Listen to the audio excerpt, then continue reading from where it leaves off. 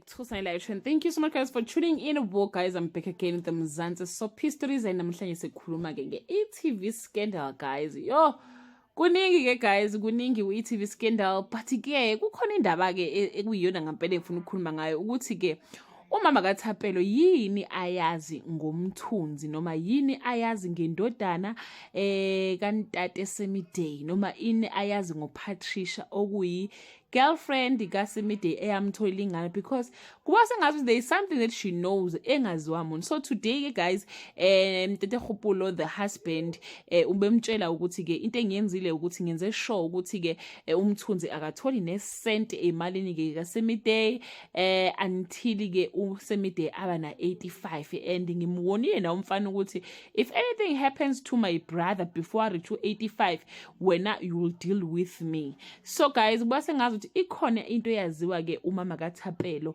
ngale ntombazana. Abanye ke they are suspecting ukuthi hayibo mhlawumbe uyena nje uPatricia, but abanye bathi no, if kunjalo ngabe ke uyazi ke uSemiday ngabe uyazi ke uKgopulo ukuthi ke umngakhe wakwathandana naye ke uSemiday. So I'm just wondering guys ukuthi yini la yazi, kodwa she's very dodgy with that guys. So I'm so suspicious noma I'm so curious guys to know ukuthi yini la yaziyo ngampela ke umama ke kaThapelo, because even before uyena wabonisa ke umnyeni wakhe ke uKgopulo ukuthi uyacela ukuthi ke ahambe ke ayosiza umfowabo ngoba engazi kunomuntu ofuna ukumscam.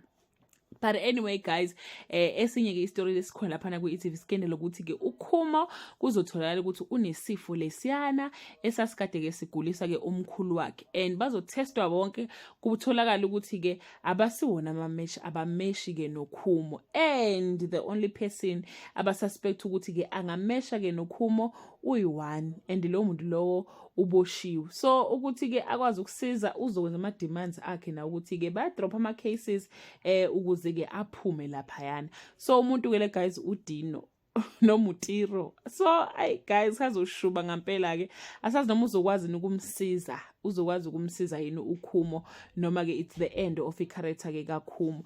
But ke guys we are hoping ukuthi ke uzokwazi ke ukusiza ingane. As for umthunzi, yo hayi kuningi guys, but ama plans akhe wonke kuba sengathi ngeke asahamba ke ngokohlelo lwakhe ngoba ayi bayamvimba ngapha nangapha, uthi uyaqhamuka ngapha bamvimbe, uthi uyaqhamuka ngapha bamvimbe. But ke guys I hope ukuthi ngeke ke azahambe ke Semiday, because ngeke ngambone ku glitch check ukuthi ke uSemiday ibetcha fela iwetha bukai.